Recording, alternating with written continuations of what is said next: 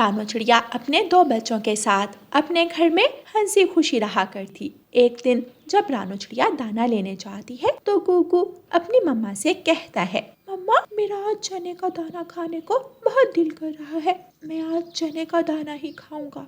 ठीक है मेरी जान, मैं अपने बेटे के लिए चने का दाना ही लेकर आऊंगी। रानो चिड़िया अपने घर से निकलती है और पूरे जंगल में चने का दाना ढूंढने लगती है, लेकिन उसे कहीं से भी चने का दाना नहीं मिलता।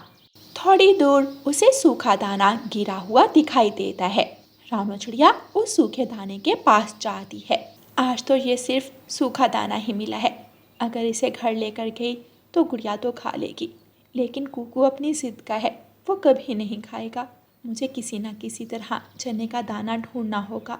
रानो चिड़िया वो सूखा दाना लेकर फिर से उड़ती है। थोड़ी दूर उसे मैना बैठी हुई दिखाई देती है।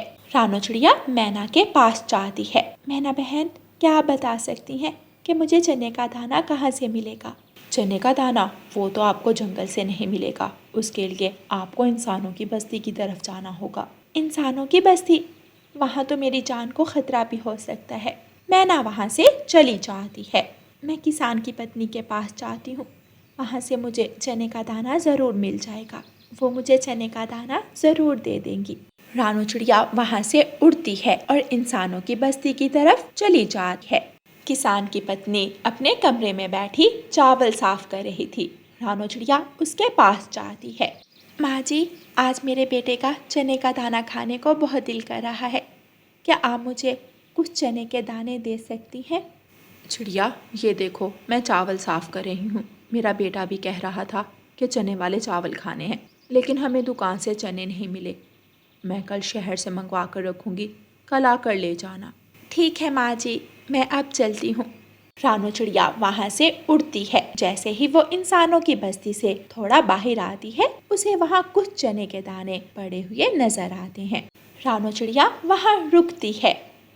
शुक्र है ऊपर वाले, मुझे चने के दाने मिल गए। रानो चिड़िया वो चने के दाने उठाकर अपनी टोकरी में रखती है तो उसे आगे और चने दिखाई देते हैं। वो उन चनों के पीछे पीछे जाती है।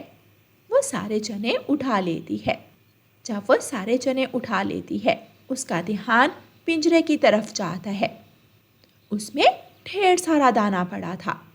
वो इधर उधर देखती है, वहाँ कोई भी नहीं था। वो पिंजरे के अंदर चली जाती है। जैसे ही वो अंदर जाती है, कबूतर आसमान से आवाज़ लगाता है, रानो चिड़िया, ये इंसान का लगाया हुआ जाल है, जल्दी बाहर आ जाओ। कबूतर ऊंची आवाज़ से बोल रहा था, लेकिन रानो चिड़िया को सुनाई ही नहीं देता। पिंजरे का दरवाज़ा बंद हो जाता है। कबूतर जल्दी से वहाँ रानो चिड़िया के पास आता है। रानो चिड़िया, ये तुमने क्या किया? मैंने तुम्हें इतनी आवाज़ें दी, लेकिन तुम्हें कोई आवाज़ नहीं सुनाई दी। कबूतर भैया, किसी न किसी तरह ये दरवाज़ा खोलो, मुझे यहाँ से बाहर निकालो। मैं इस दरवाजे को नहीं खोल सकता, मेरी चोंच बहुत छोटी है। मैं अभी जंगल जाता हूँ और मिठू तोते को बुला कर लाता हूँ। कबूतर जल्दी से वहाँ से उड़ता है और मिठू तोते के घर की तरफ जाता है। रास्ते में उसे कालू कौवा मिलता है। कबूतर, खैर तो है? आज ऐसे बिजली की तेजी में उड़ते हुए कहाँ जा रहे हो? क्या कहीं भोजन बांटा जा रहा है? मुझे भी साथ ले जाओ। कालू, तुम्हें तो हर वक्त खाने की ही पड़ी रहती है। वहाँ रानो चिड़िया इंसानों की बस्ती में पिंजरे में फंस गई है। हाय बेचारी रानो चिड़िया, उसके बच्चे भी अभी बहुत छोटे हैं, उन बच्चों का क्या बनेगा? कबूतर जल्दी से वहाँ से उड़ता है और मिठू तोते के घर पहुँच जाता है। कबूतर मिठू तोते के दरवाजे पर दस्तक देता है। हरियाली तोती दरवाज़ा खोलती है। जी कबूतर भाई, कैसे आए हो? हरियाली बहन, क्या मिठू घर में ही है? जी, वो घर में ही सो रहे हैं। आप जल्दी से मिठू को उठाओ। रानो चिड़िया इंसानों की बस्ती में पिंजरे में फंस गई है। उस पिंजरे के दरवाजे को काटना है। कबूतर भाई, आप अंदर आ जाएं, मैं अभी मिठू जी को उठाती हूँ। मैंने अंदर नहीं आना, आप मिठू को जल्दी से बाहर भेज दें। हरियाली जल्दी से घर में जाती है। मिठू जी जल्दी उठें, बाहर कबूतर भाई आपको बुला रहे हैं। हरियाली तोती सारी बात मिठू को बताती है।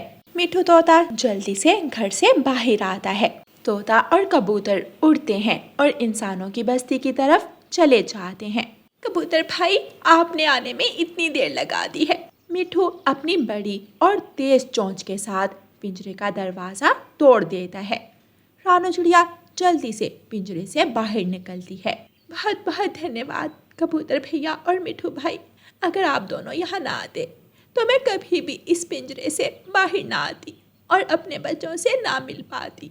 चिड़िया बहन, हमें शुक्रिया कहने की क्या ज़रूरत है, आप भी तो हमेशा दूसरों की मदद करती हो, हमें तो पहली बार आपकी मदद करने का मौका मिला है। वो सब वहाँ से उड़ते हैं और अपने जंगल वापस चले जाते हैं। रानू चिड़िया अपने घर पहुँच जाती है।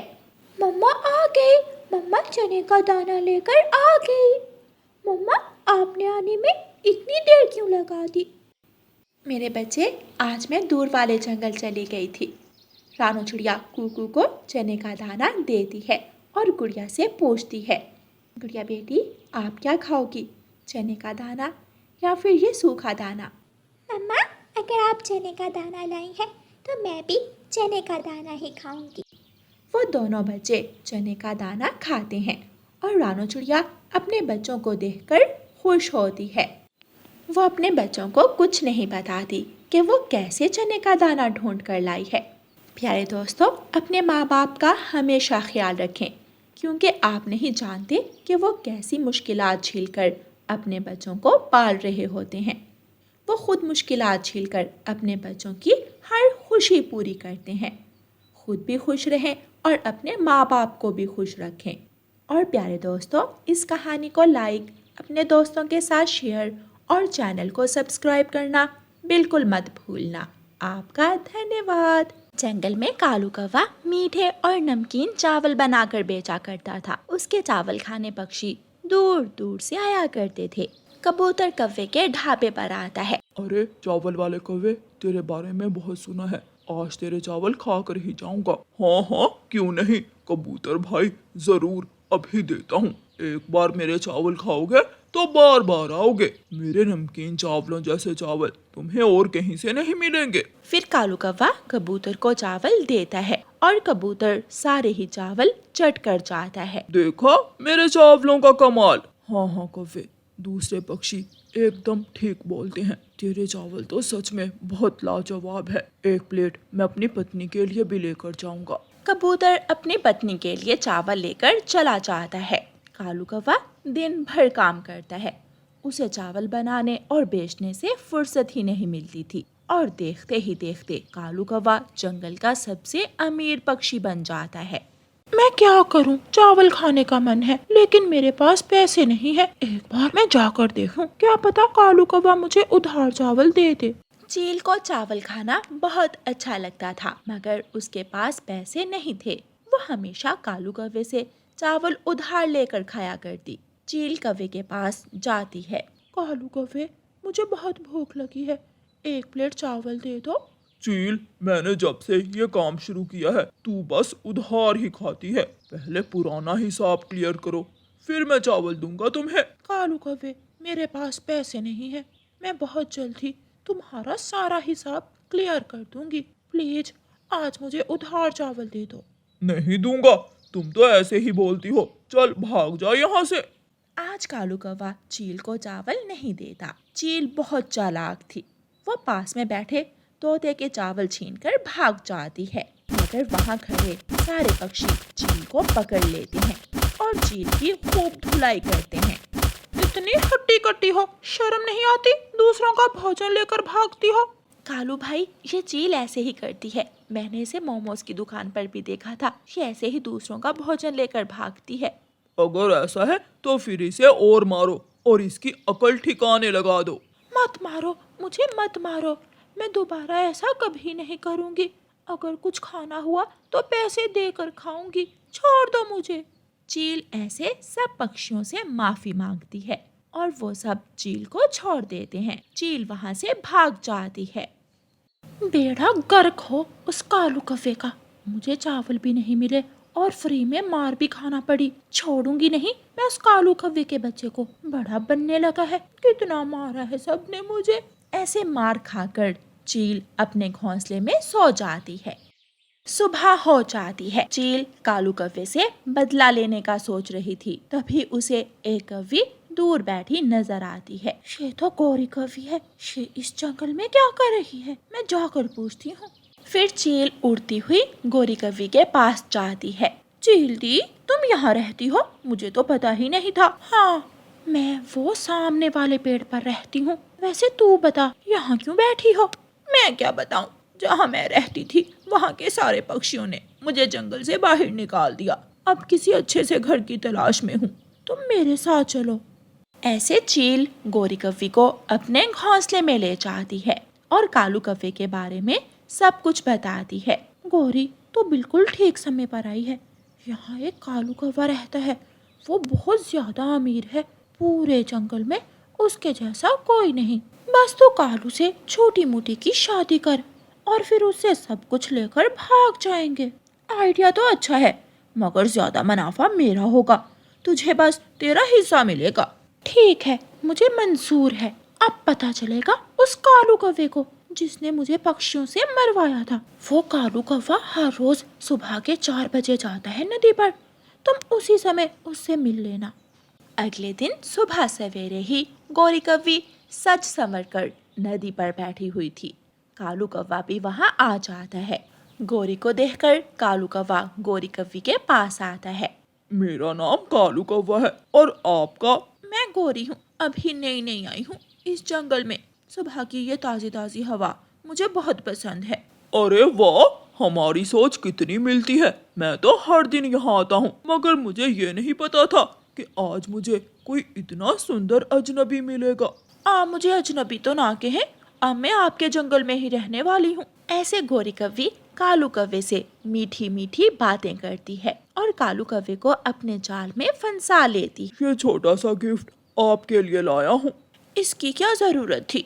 आप भी ना। जरूरत कैसे नहीं थी, ये तो कुछ भी नहीं है। आप मेरी पत्नी बन जाए, फिर देखना मैं आपको सोने का हार और सोने की बालियां भी लेकर दूंगा। तो मना किसने किया है? मैं भी आपको पसंद करने लगी हूँ। ये तो मेरी किस्मत जो आप भी मुझे पसंद करने लगे।